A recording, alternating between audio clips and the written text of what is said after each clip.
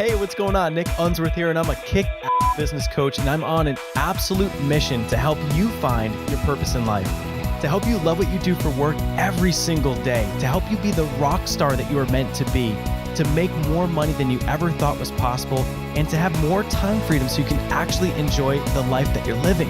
I'm here to help you set your life on fire. Hey, what's going on? Nick Unsworth from lifeonfire.com, and we have a very unique episode of Life on Fire TV here today because I had a little knee surgery, and so I'm kind of laid up. So I've got my main man, Michael O'Neill, here joining me couch side.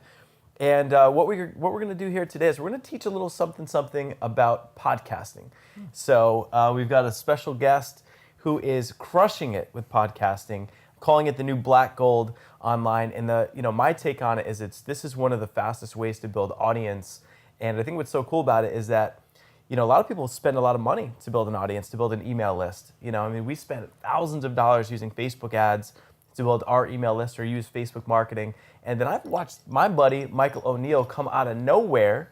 And this guy's built up a huge audience with podcasting. So it's really exciting. And I'm fired up to have him here today. He's a good friend. Joining me here couchside, my man, Michael O'Neill, nominated for Best New Show from the Solopreneur Hour. So how you doing, buddy? I'm very well. Good. I'm amazing. Thank you for having me. Good. Well, on your couch. Thank you for coming out here to drop a little knowledge on us here Should today. we be transparent about our water? Yeah. Enjoying a cold water, and it's happy hour somewhere. It's happy hour somewhere with the cold water. Sure. And so so tell us a little bit about what brought you into podcasting all to begin with. Why podcast? Well, I've been a fan forever. I was a fan of Ricky Gervais, who was one of the original sort of funny entertainment podcasts. That was like 2004 or 5 or something. It was like Ricky Gervais, who is the originator of The Office, if you ever watched the show The Office. Oh, yeah. And he's for me, the funny one, the BBC version of The Office, which to me is like the really funny one. And he's got this howling laugh. Like that's how you know him. Kind of like what we were doing before. We were laughing pretty hard before. We were totally And pardon dying. my sort of cough, it's lingering from a month ago. But so really super entertaining show that he did. And I listened to it all the time. And then This Week in Tech, which is with Leo Laporte, which is like all about all the new stuff that's happening like in the tech world. And I was nerding out with that stuff. And I would listen to podcasts all the time before they were a thing. Sure. And then a couple years ago, I started producing a show for a guy that was like a personal development coach. Okay. And it was amazing that he went from no one in the world knowing him to being in like 180 countries in 6 months or something crazy. Okay. And so watching that escalation and watching how many people were being affected was really, it planted the seed for me. And then on that very same show, he was the guy that traveled a lot. So he was climbing Mount Kilimanjaro. Sure. And we prided ourselves on, we're going to put a show out from all over the world. Because we had shows from Belize, we had shows from Bali, we had shows from all over the world. Yeah. Couldn't get in touch with him. He was off the grid because he was climbing Kilimanjaro, right? It was like there was no way. So I had to fill in. Okay. I was like, we need a show. The show must go on. Did you give him the radio voice? The Michael O'Neill, the deep bass radio voice on there? Well, I have my own gear, so I do have the But I did the show, and I just trained on stuff that I knew. I knew a lot about social media, a lot about building relationships with that, and it got such great feedback that it was kind of like, I wonder if I should do something like this. That's how it started? I never even knew that about you, man. Yeah. Okay. And so that was kind of the impetus, because I had a lot of people that responded and said, wow, you were pretty good on it. And for me personally, this is one of those things that a lot of times people don't realize that they have a skill set until they're thrown into the fire. Yeah. And that's what happened with me. Is I did it, and I was like, wow, that was pretty easy. That was pretty fun. You effectively found your swing. I found my swing. So tell everybody about what Find Your Swing is. And because I think for everybody, like with Life on Fire, our whole mission is to help you live your life on fire. And that could be figuring out what it is that you love to do. I think for Michael O'Neill, to see this guy just blowing up with this podcast, sharing some really cool messages, would you say that this is like your jam? This is your life on fire. This is it. Sure. The guy's like, his energy, everything about him is just having so much fun. And that's the whole purpose of Life on Fire, is that how can you, fail forward fast, in some cases take imperfect action, but figure out what it is that you love to do. And that's one of these situations where he found it, had the awareness about it, he was looking, and then boom, jumped right into action. So tell me about like how you got thrown onto a show. Got thrown onto a show. Loved it. Loved it. Loved it. And more importantly, was good at it. Good like at it. I recognized that it was like, oh, that was kind of easy. Cool. I spent my whole life, for better, for worse, I grew up with Howard Stern. I mean, my mom and I used to listen to Howard Stern, no kidding, on the Schuylkill Expressway in Philadelphia. And it was such an interesting time then because it was like the 80s. Yeah. And he was on and he was totally offensive and new to everybody. But we'd be in bumper-to-bumper traffic on the freeway, or the highway as we call it on the East Coast. And he would say something funny, and you'd look around, and everybody in every single car was laughing. Really? So like everybody was listening to it. So that was kind of a cool, and you take away some of the stuff he's controversial for, and he has the most amazing, insightful interviews of A-list people that you've ever heard. You mentioned that, and that really, it's so interesting to think about actually studying what he does. Oh yeah. As being a guy, for me, I'm just getting into podcasting now, but doing interviews and stuff, and it's a really cool way to study and to learn. But tell me about, so you found that you love to do podcasting when you actually did it. And I think what's cool about that is sometimes as an entrepreneur, we do things that we stink at, or we do things that we're struggling with. Like there's many times in my life, and I don't know about you, but where you've been trying so hard to make money, or trying so hard to make something work, you're kind of pushing a rock up a hill, and then all of a sudden you find something that you're good at, and it's easy.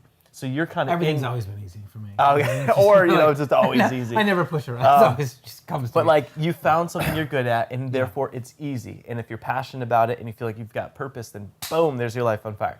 So you found it, you had the awareness, and then tell us about what do you actually do to get started. So if someone out there is interested and they've got a message, they've got a voice, they've got something that they want to, that's in them, that dream that they've had as a little kid that's in them that wants to come out, and they're thinking, you know what? Maybe this show inspires them to start their podcast and build an audience. What's the first step? How do you get started?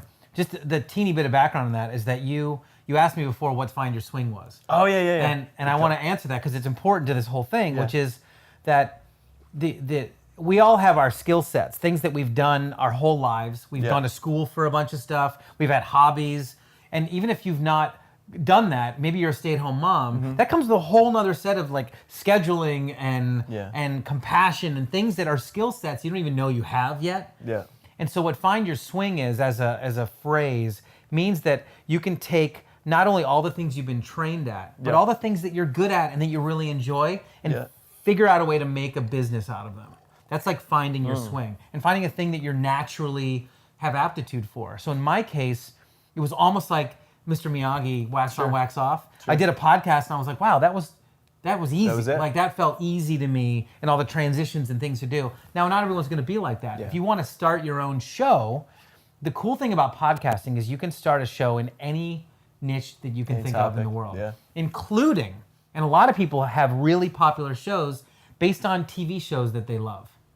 Like I know my buddy Cliff Ravenscraft literally built his career because of the show Lost. That's crazy. They would show Lost, and then he would do a podcast about Lost, like that day, and he would get literally hundreds of thousands of listeners. That's crazy. To talk about Lost. So if you're in anything, whether it's horse jumping or underwater basket weaving or your favorite TV show, there's other people that are into it and want to have that conversation. I think that's a really cool point because at the end of the day, it's kind of crazy that you can, I mean, if you're clear on what you love to do or what your mission is or what your purpose is or gifts, it's like what you're that passionate about, there's ways to build audience about it. You know what I mean? It's like whether it's a podcast, Facebook, but I mean from Cliff's story to I've got a client, this guy Justin Finkelstein, who you may know. So what he does is he makes short little snippets on SoundCloud about maybe this show, about he's done other that for podcasts. He's done it for years. Solopreneur Hour. So all he's doing is taking and he talks content. about it, like in his car. Yeah. Like in my episode, he was, I think, in his car driving, and he like gave the summary of whatever it was he was talking about. And imagine, I mean, it's like if you loved reading and you loved books about being an entrepreneur or personal development books, you could literally take someone else's content, read the book, share content about that, and summarize it. And now that's like Cliff Notes via a podcast or video podcast. Like so valuable for somebody. Who do you talk about? Like, what are the things you and your friends talk about all the time? That's a great show, whatever that is. Yeah. Yeah. So absolutely. So that's cool. So how about So once you've found your swing, you want to get started. Like, walk us through, for someone that has never even thought about getting a podcast or completely green to it, kind of the beginner's first steps on where do you start with, getting a podcast set up. There's actually a really great video series that Cliff Ravenscraft put out. If you guys go to which is awesome. Yeah, solopreneurhour.com/Cliff. I just made a link that'll send you right to that. I think it's 7 videos, and they're the videos that I watched when I needed to learn how to do it. And it literally teaches you soup to nuts how to publish a podcast. Now, in terms of gear, you can literally do it with a phone if you want to. You can do it with a phone and your headphones and call recorder. It's easy enough. And just go and just talk, right? Now, will that put you in like the upper echelon of, sounding amazing and stuff? Not really. Yeah. But if you want to just go through the motions and like actually get one, it's exciting and thrilling to get a show on iTunes. Yeah. To see it and be like, hey, check it out. And, hey, Mom, you can download my show on your phone or whatever. That's kind of cool. Yeah. So I would start with that tutorial. And there's also a great one by Pat Flynn. Another great like set of tutorials by Pat Flynn. And that kind of takes care of the process, which can be a little complicated, but they simplify it really well. And then gear-wise, you can do it with anything as simple as a USB microphone that you can plug into your computer, and you can just start talking. Okay. You can get an intro and an outro, so if you want like little jingle music or whatever, you can get that done with Fiverr, which is FIVERR.com, and everything's $5. Yeah. So you can literally hire someone voiceover. You write a little script and say, hey, this is Nick Unsworth from Life on Fire TV. And this is Monday, Wednesday, Friday, and connect with us on Facebook. Sure. And then you can pay $5 for some cool British lady to say that. And you put it in your, you can get somebody to edit it. So that's like some of the ins and outs. If you have an Apple machine, GarageBand comes on the computer, so you can use that to edit your files. If you have, you can use Adobe Audition. And there's a bunch of free tools on how you can edit like the audio and that kind of thing. And so I think that the video series that you recommended, he shared that with us in our network before, and it's been super helpful. I had a client over last night, Jolene, that actually went through the videos. Oh, good. She went live with her podcast. Oh, no way. Just by going through the videos. So sick. The tech stuff. That's what I use. We don't want to bore you guys with the tech stuff, but that link is super helpful to get you up and running. But let's maybe zoom out just a little bit and talk about what are, just some overall considerations.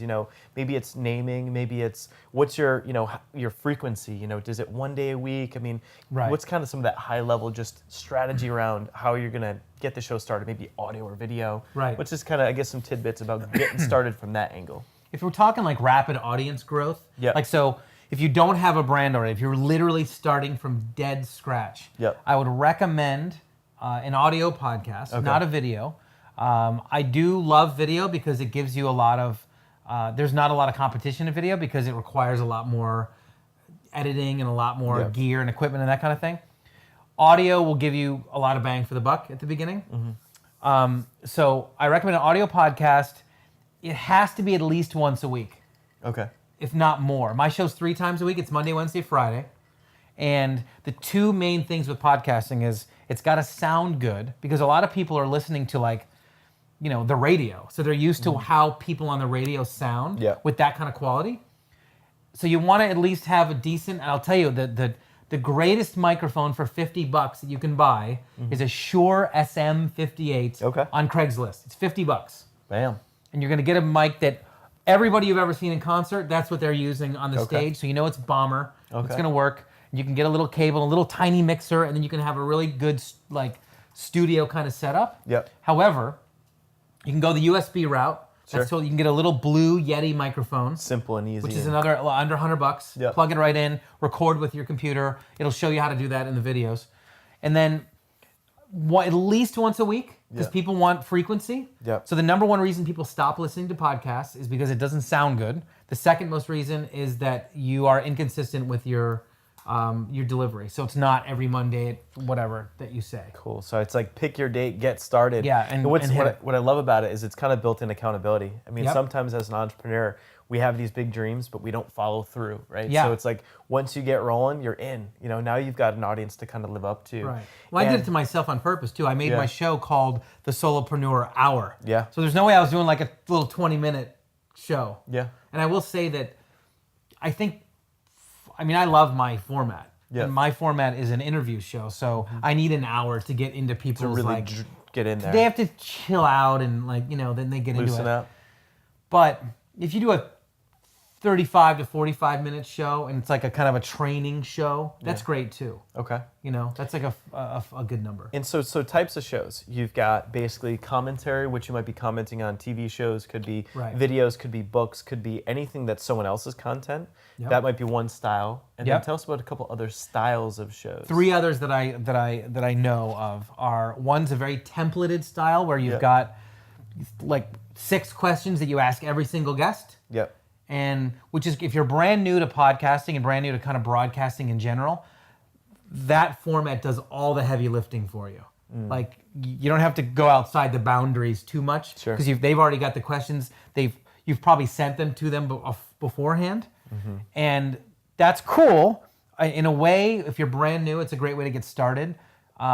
It can be fatiguing a little bit on the listener because they're essentially getting the same exact show every single time. Yep. The middle version is if you have something, if you're really good at a thing, like you're great at Excel spreadsheets, you want to tell people how to be great at Excel spreadsheets, you might do a show based on that.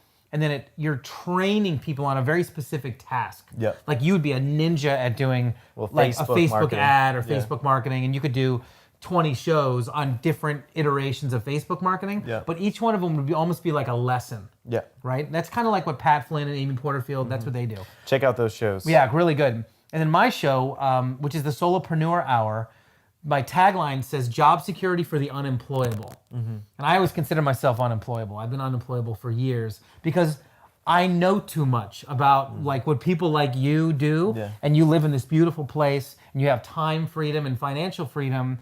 There's no way I could go clock into a job after knowing that exists. Yeah. I'm like, I need what he has. Once you see it, right, or taste it, it's all over.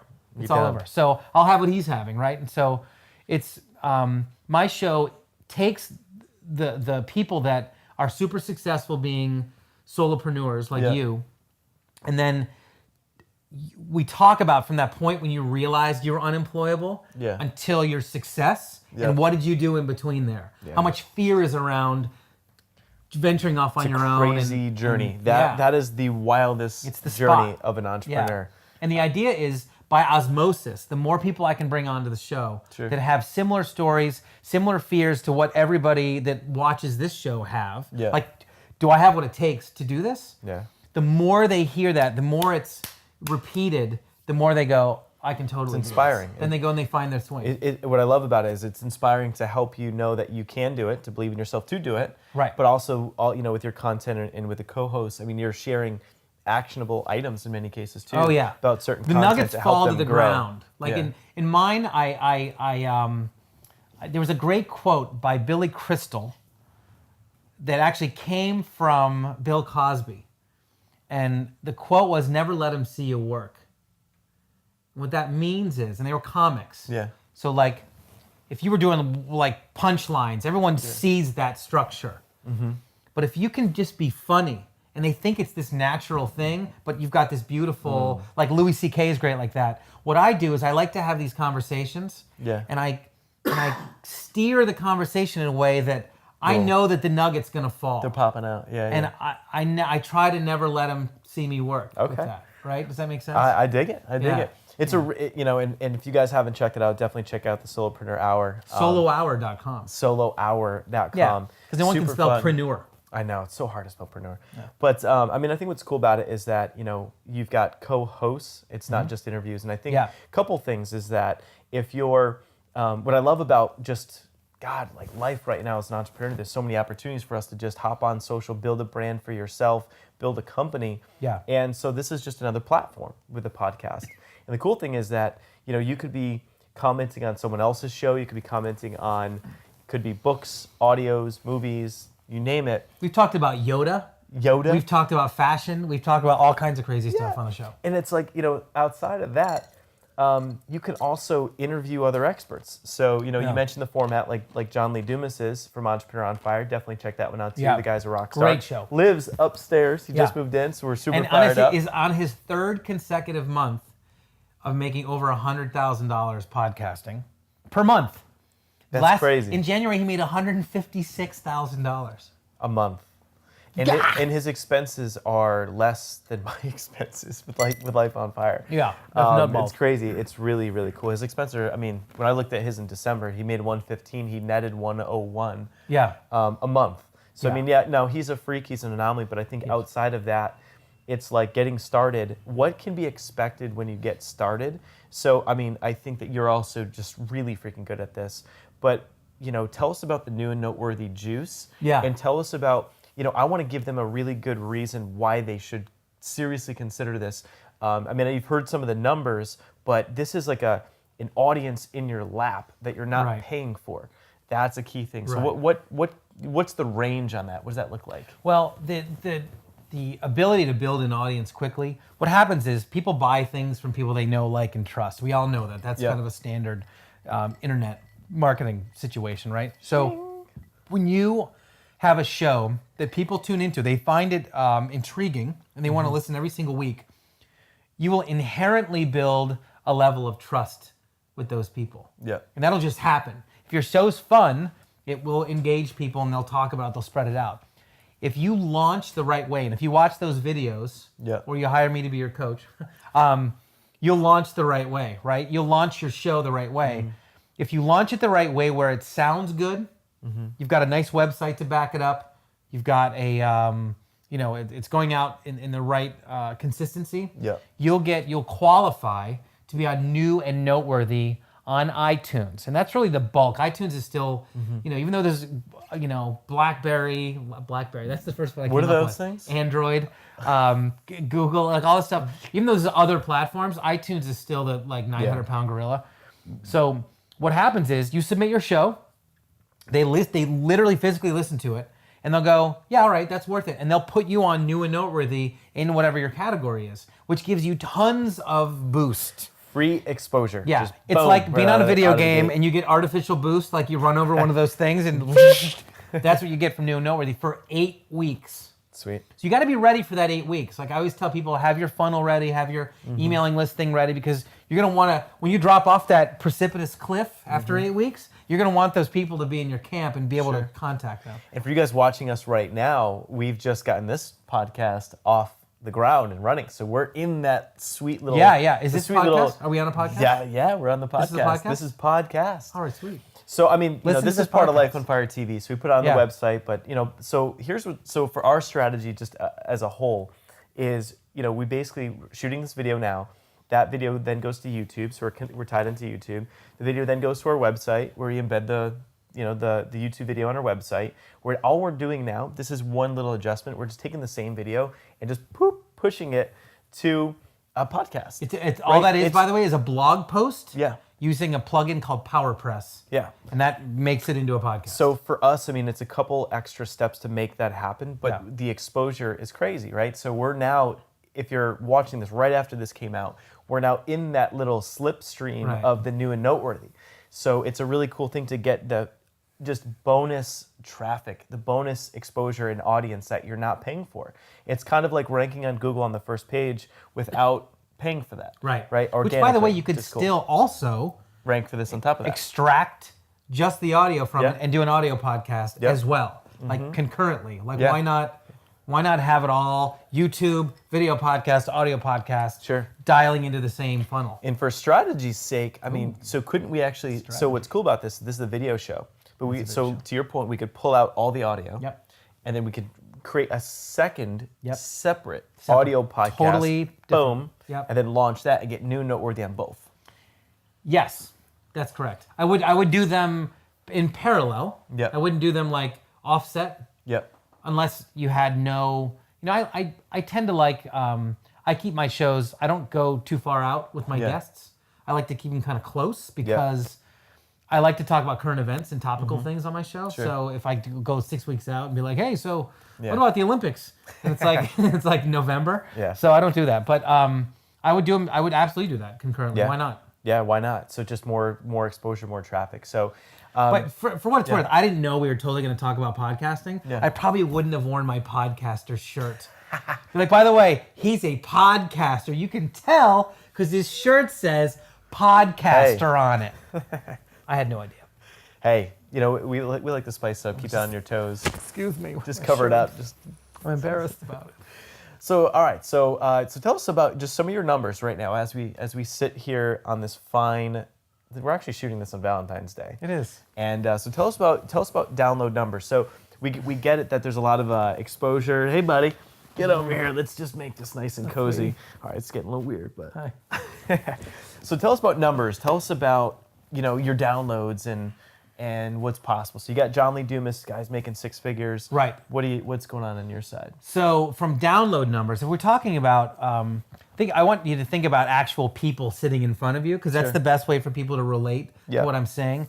If you were to do a presentation and you had 100 people there, it would feel like you had a pretty packed room, right? You've spoken. What was the last Life on Fire event? You remember how many people you had at the W? January 10th. We sold it out, about 155. Right, 155 people. Mm-hmm. So my third day of podcasting, I had 350 or something like that. Mm-hmm. Was the third day. The third day that the show existed. Because first you're really excited even that anybody ever downloads your show once. Like one person, you're like, oh my God, I have a download. That's really exciting, right? And I was sitting with my friend Jenna. I launched it at her house. And I was like, oh my God, I just got a download. It was so exciting, right? And then yesterday, I just crossed over 200,000 downloads since August. Man. Seriously, since that's August. awesome. But that's not the bigger story. The bigger story is that it has ramped in a way that between August and today, that's 6 months later, I've done 200,000 downloads. This month, I'll do 50,000. So I do a quarter of the. I mean, it's kind of like growing, and you're all of a sudden now at the like, hockey. It's like the hockey stick, growing, then boom. Yeah, and the thing is, it's really depressing to drop off a new and noteworthy because my second month I had 44,000 downloads, which is really a lot. That's crazy. It's when to put it in perspective, you guys. The median number of downloads for a podcast. So if you have all the podcasts at Libsyn, which is this company where they host podcasts, if you chopped it in half, the median number over 4 weeks, so a single episode sitting there for a month, has 161.5 downloads. Yikes. That's not a lot. So if that's the median, right? So give us some strategy and tips on how did you bust out from the median 65.1 downloads or whatever to you blowing it out and building a real. You built a whole business out of this thing in less than 6 months. Yeah. So how do you launch it correctly? So to your point on that, my intention is to have a $10,000 to $30,000 a month residual income from this show this year. Dude, that's where it will be. That's so cool. Right? Yep. So it was a very strategic launch. Okay. And this is what I did. And this is what everyone can do. The reason I said that number is because I don't want you to be discouraged that you're not getting 100,000 downloads a month right away. Yeah. Barely anybody is. It's like a pretty low category. So what I did is prior to launching the show, I built up relationships with people that I knew had social media clout. Pat Flynn, Amy Porterfield, John Lee Dumas. Like, these are people that were already in the biz. Yep. In fact, John Lee Dumas was my first guest that I had on my show. And I reached out to people that weren't just like internet marketers. Yep. I had people that were in different industries that I knew had a lot of weight behind them. And my idea was, let me hit those people for that first 8 weeks. Sure. I want every guest that I can to be a rock star. So what's sweet about that is you're doing two things. You're basically getting really cool content for your show by featuring and interviewing someone else. So how cool is, like, obviously he's a knowledgeable guy coming into it, and you've got so much just backing and knowledge and experience and marketing experience coming into it. But for the everyday person, imagine if you loved fitness, yet you didn't have any credentials behind your name. You could go out and you could interview top people in fitness. Oh, yeah. And boom, there is a whole business, a whole lifestyle, something that you could literally aspire to be making 5 figures a month within a year, right? So whatever the topic is, you could go out and do. So that's what I love about how you got started. So you went out, you found the best people he could find in the entrepreneur space. And by the way, I built intentionally, built the relationships, and then intentionally leveraged them. And by building relationships, real quick on that, it's almost like building relationships by, how did you do that? I'll give you 2 examples of things I did that I think mattered. Yep. I had my linchpin of this whole thing is Pat Flynn from Smart Passive Income. He was the guy that like I was following. I was listening to his podcast, following his blog. I was launching my first sort of product, which was a really sort of pathetic launch looking back on it. But I had a couple of specific questions that I asked him. He didn't respond right away, and now I know why, because I know how many emails I get, and he must have gotten a billion more. Yeah. I followed up with him like 2 more times. Finally, he wrote back to me, I'm really, really sorry that I haven't gotten back to you. He wrote me a great response. And I said, thank you. And I sent him a $20 iTunes gift card for taking 20 minutes or whatever it took him to write that full email out to me, because I know he's so inundated with that. Yeah. And I did that because I was very grateful. And I also did it because I wanted to be memorable.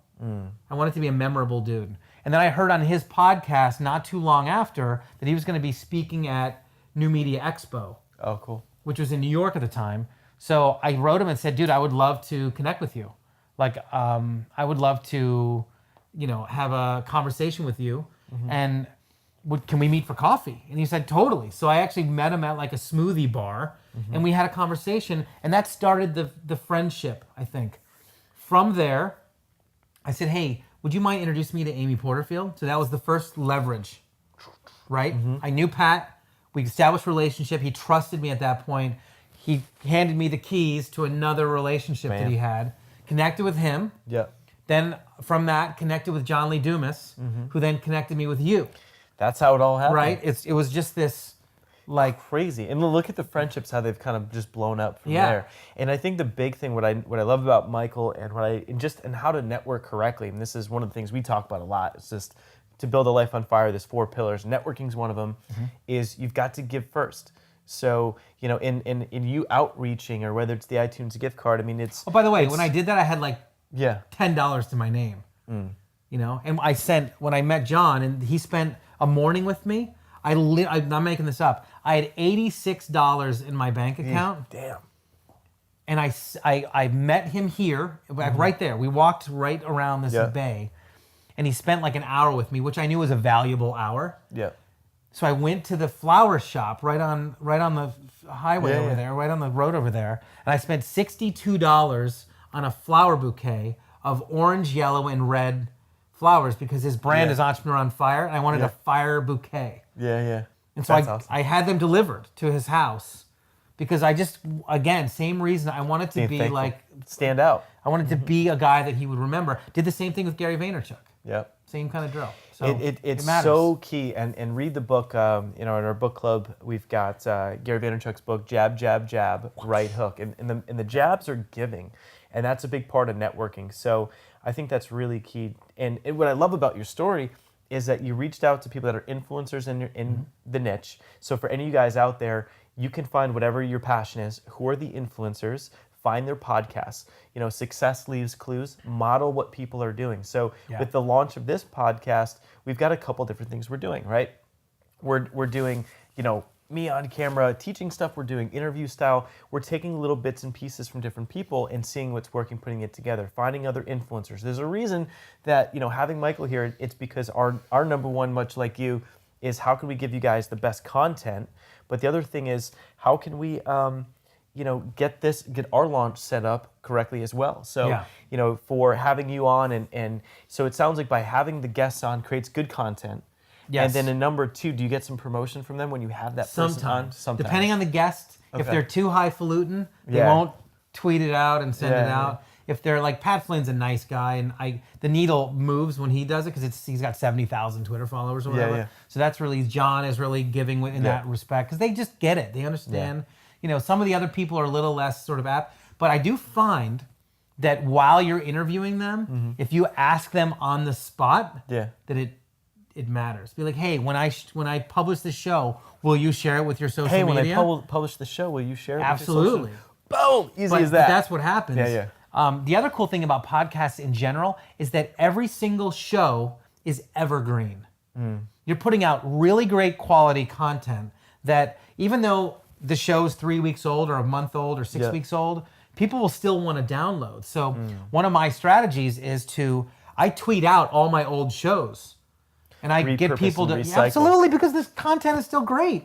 Who doesn't want to hear a Derek Halpern interview? He's got so much like Good attitude and great nuggets. Yeah. And it's really entertaining. Who doesn't want to hear Chris Ducker's Yoda impression? Like, seriously. Yeah. Come on. Dude, so what I love about that is you're taking content that you've created once and recycling that for over and over and over and over again. And tell me about just tell me about the marketing that you've done. So it sounds like you've got really good like guest experts. So he, you know, when I look at what you've done, he went to the people that scare you, right? So don't ask the people that are just, you know, it might not be like the personal trainer that, you know, is down the street. It's like, ask someone that's the big name. You know, whoever scares you the most, go big, right? And when they say no, which they will, then just stay in touch and follow up, right? Get some of the bigger names, and then go back and fill the show. So that sounds like that helped. And then people love to hear their own voice. Like people want to be interviewed. Like it's a thing, you know. We all sort of like, hey, yeah, it's like, oh, actually, here's a great question. I'm an expert. How do you ask? So like, once you start to build a relationship, tell me about the asking process. How do you get them to say yes? Well, I'll tell you, the true, honest answer to that is it's 95% introductions. When I have a guest on my show, or co-host on my show, and it's a great show, I usually follow up a couple days later with, hey, now that you've been through the experience, who do you know that you think would be great for the show? That's awesome. And I'll get, you know, and I've done that with John. I mean, John sent me like 10 great interviews when I did that. And so not everybody is as willing, but if you can get an email introduction to pretty much anything, it's going to work better than if you're just cold. Now, I'm fortunate because the show's had some success, and I can say, hey, it was the best new podcast of 2013, blah, blah, blah. So there's a little bit of clout there. But as you grow, you can start to weave that in there. But a method of doing it is that if you haven't launched yet, and you're like, hey, I've got Nick, you know, you reach out to Pat Flynn, you're like, hey, I'm starting this new show. I've got Nick Unsworth, I've got Michael O'Neill already that are going to be on it. That's a way to get a little bit of social proof before you leverage launch. that name. Yeah. So it kind of goes back to get the person that scares you, right? I call it getting an anchor client, or, you know, it's kind of like for us, we went out and got Gary Vaynerchuk. Right. So, you know, he's one of our episodes. We can leverage his name to then go out and get other people. And it's like a domino effect. It makes it really easy. So, all right. So that's cool how you know, kind of started the marketing process, get some really good names, experts. They may or may not tweet you and promote it as well. Yeah. You recycle. You hope they do. You hope they do. You recycle the content. Right. But what's kind of that rocket fuel that you're pouring on the fire for your marketing? Like, how are you continually growing at you are? Like, tell me about that Twitter strategy or how you're really growing this thing. When I started, when I was brand new, I've known for years that the power of my network is really how I'm going to make money in the 21st century. I read a book called The Business of the 21st Century by Robert Kiyosaki. And he talked about your network being equal to your net worth, right? Or vice versa. And so when I have people that try to connect with me, like on Facebook, I accept everyone. Like, I always feel like people are innocent until proven creepy. So I take everyone and I figure I'll let them make the mistake first, and then I can get rid of them. But until then, that's one more, if I have something that I need to ask for because I'm providing good content. In this case, hey guys, I've started a podcast. I really need reviews and ratings, because when you start a brand new podcast, besides being on New and Noteworthy, your ratings and reviews are everything that gets you ranked. Huge. So you have to literally email all your friends and say, hey, can you please take 2 minutes to leave a review for my podcast on iTunes? And that will actually boost you not only into New and Noteworthy, but my intention was I wanted to be number one in New and Noteworthy in business, not in my subcategory of management and marketing, but I wanted to be like top dog in business. So the whole 8 weeks I was 1, 2, or 3 in business, which was gigantic. Huge. It's like being on the first page of Google. And I think so. What's so crazy is that when you get started to like have your people lined up to be ready to tweet and to market this thing, but to also maybe prep the people that you know in life. And you don't have to have a huge business. It's literally asking friends and family and stuff. Yeah. And in our case right now, with us striving to be number one on the New and Noteworthy as well, you know, this opportunity, sharing that, I mean, you kind of just heard it from Michael. What we'd love to ask you from Life on Fire is, write us a review about this show, and if you can write us a 5-star review in iTunes, we'd be super, super grateful. That's going to totally help us, and you know, it's going to allow us to to continue to get more and more guest experts and make the show very dynamic. And the more that we can grow, our base and our audience, the bigger we can make this show, and the more cool things we can do to help you guys. So at the end of the day, add to that? Yeah. So is there and I don't know this yet, excuse me for not knowing this, is there a website for this show yet? Yeah, so basically just lifeonfire.com. Okay. And that's going to take you to the website with all of our shows. For this actual show, we're going to go lifeonfire.com/Michael. Oh, okay. Right. What I was going to say to do is, if you have a podcast and you want people to leave you reviews, the best way to do it is to create a short link that sends them right to iTunes. Okay. So if you go lifeonfire.com/iTunes or something. Let's do that. Is that what we should do? That's what I would do. That's what I did. So if you go to solopreneurhour.com/iTunes, all right, it goes so we're right to we're gonna do page. that. Yeah. So boom, we're learning on the fly. Yeah. All right, so go to lifeonfire.com/iTunes. Yeah. And that'll take them right to your iTunes page, in which case they can leave you a review. And then, so what's some good tips about how to get reviews? So we're asking for a review now. What's a good tip? I beg, borrow, and steal is what I do. But what do you tell them to do? Just write why they like the show? I mean, what's a good way to? No, I don't. ask for it? I don't specify. I just say, hey, if you liked the show, pop on over and leave. And I've had a couple of bad reviews. There was one guy that was like, "What is this show even about?" And I read all of my reviews on my show, like all the bad ones. I've never. And you can't respond, right? I can't respond, but I can respond on my show. Yeah.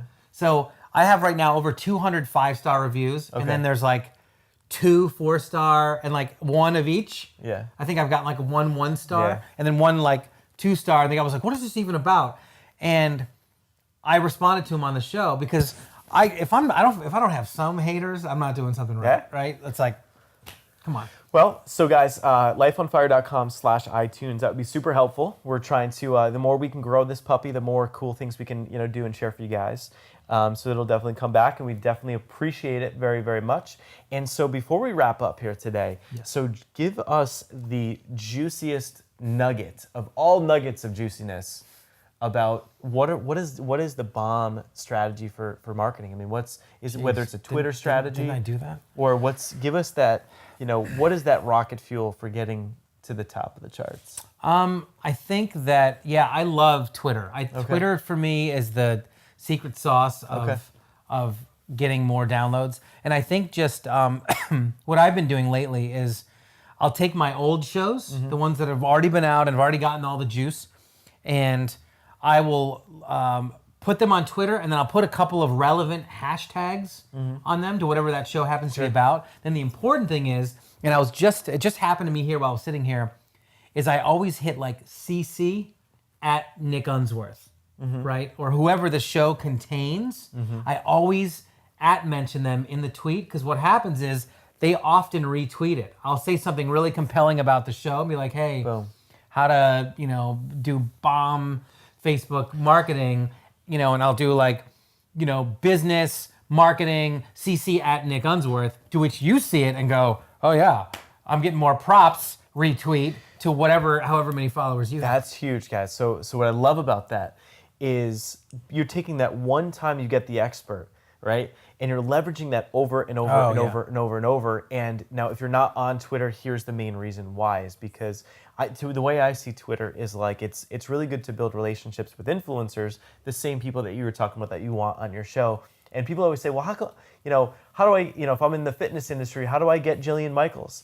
Dude, get on Facebook, get on Twitter. Get on Twitter. Well, all the big celebs are on Twitter. They're all on Twitter, yeah. Right? And so they may not return your call in the beginning, but ask, there's a strategy called sending lumpy mail, right? You can send them something that's unique that they would open up, right? That's funny. And so get on the radar. Lumpy And mail. when they say no, that's okay. It just means not now. And follow up. And then as your show becomes more successful, they're going to be like, oh, wow, there's that Nick Unsworth guy that keeps asking me. And he sent me that lumpy mail. Right, and, right. And then you'll eventually get him. You'll be memorable. Lumpy mail is memorable. And so what's so cool about that strategy is that you can use that to get the people in the beginning, but you can also use it to recycle the content. And the way that he positioned that is so brilliant, because he's making it about them. He's making it where he's still kind of tooting their horn, making it so easy for them to see on Twitter, so that all they have to do is click a button to retweet it. Right. And when they retweet it, for Pat Flynn, for John Lee Dumas, for all these other people, for many of the top person in your industry, if they have 10, 50, 100,000 people in their audience, they now see that. Yeah. So that's the Like Jay brilliance behind Samit it. has 100,000. Yeah. Pat Flynn has 70. Chris Ducker has 40. It's like that'll move the needle. You want to move the needle. That'll definitely do it. You got to get that needle moving. All right, so before we wrap up, couple things, Yes, sir. couple zingers. Lightning round. Lightning round. I want to drop on you. So, Okay. Tell me a book that really influenced your life as an entrepreneur. So like a pivotal book, like for me it was Rich Dad Poor Dad. Because I have my sexy 6. Well, if you got 6, yeah, drop 6. I have a sexy 6. All right, drop 6. Here's the deal. With these books, Yep. you're depressed. You don't know what you're going to do. You're not sure what your swing is. Yep. You read these 6 books in this order. You're going to open up your front door.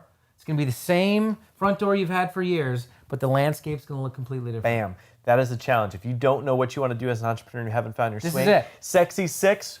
All right, what do you got? If you want to work with me, these are the books you got to read in this order. Number 1, Rich Dad Poor Dad, Robert Kiyosaki. That's funny. That was my pivotal Yeah, book. boom. Number 2, Cash Flow Quadrant. Awesome book. And here's the deal, because Rich Dad Poor Dad gives you the vocabulary, Cash Flow Quadrant gets you speaking in sentences about money, right? Yep. Number 3, of course, The 4-Hour Work Week by Tim Ferriss. Yep. Got to read that one. Number 4, and this one is the book that if I was in a room full of 500 millionaires and I said, what's the big pivotal book? This is the one that they all would have read. It's called The E-Myth Revisited by Michael Gerber. Bombastic. Amazing. Unbelievable. The 5th one is by a guy named Tom Rath. It's called Strengths Finder 2.0.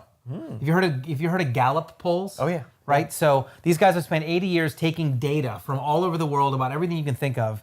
They took all of that data, put it into a test, and you buy this book. You have to buy it new. You can't buy it used because it's got a little tear-off thing. Okay. You put the code in. You take a 145 question test that's gray to gray. Like you can't be like, this is what society wants me to answer. These are like, you got to really answer.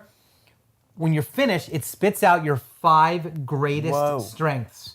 And it tells you what you should be doing, who you should be surrounding yourself with. Nice. And I mean, it really, if you want to find your swing, awesome. it's the book. The 6th one, if you're going to be doing anything online, I feel like we're all doing stuff online, is Crush It, of course. Oh, it's the Crush It. Bible of online by Gary Vaynerchuk. So those 6 books in that order will, and the reason I do it in that order is because they all kind of build on themselves. Yeah. And by the time you get to Crush It, you got it. Like you are absolutely armed and ready to make money online. Dude, that is so awesome. And so guys, if you haven't figured out what your purpose is as an entrepreneur or just in life or passion, do take the challenge. Read the Sexy 6. Can I plug something? I haven't read the Strength Finder one. I'm going to check that out. Yeah, go ahead. Solohourbook.com. If you want to get the audio versions, Yep.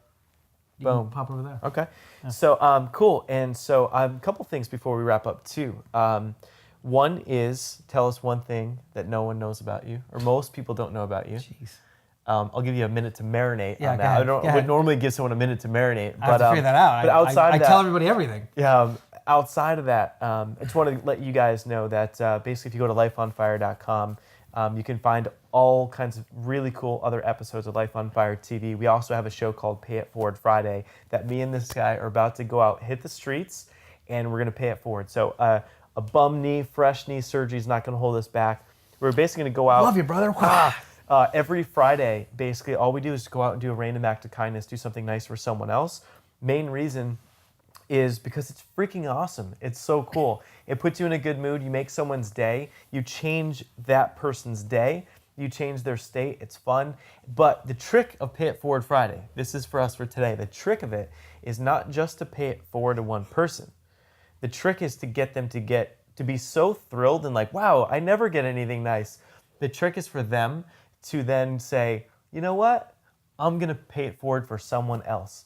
And you know what? What ends up happening is that not only does it just make your environment a better place, it makes you feel really good, makes someone else's day, but the cool thing is that it all comes back to you. If you believe in karma, that's one way. But the other thing is that good things just start to show up in your life.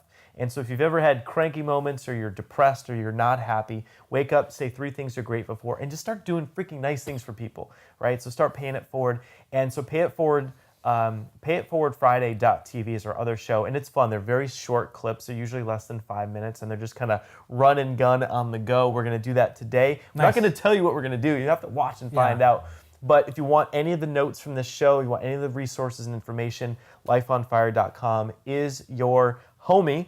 And we've got all kinds of really cool stuff for you guys. So if you want to be an entrepreneur or you are an entrepreneur and you want to crush it and have that financial and time freedom and live lives on fire like this guy, then go check it out. And so cool. One thing most people don't know about you.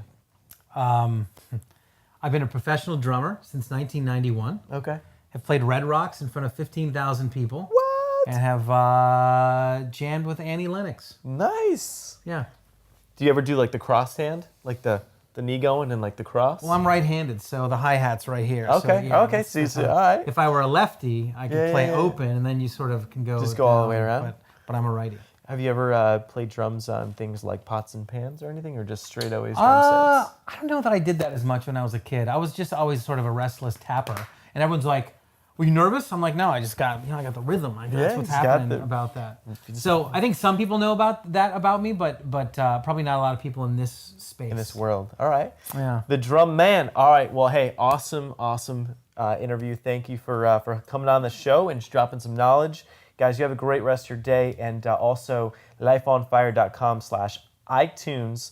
So leave us an amazing 5-star review. Help us out, and we're gonna then come back and help you out as much as we can. So have an awesome rest of your day. We'll see you soon, guys. I'm here to help you set your life on fire.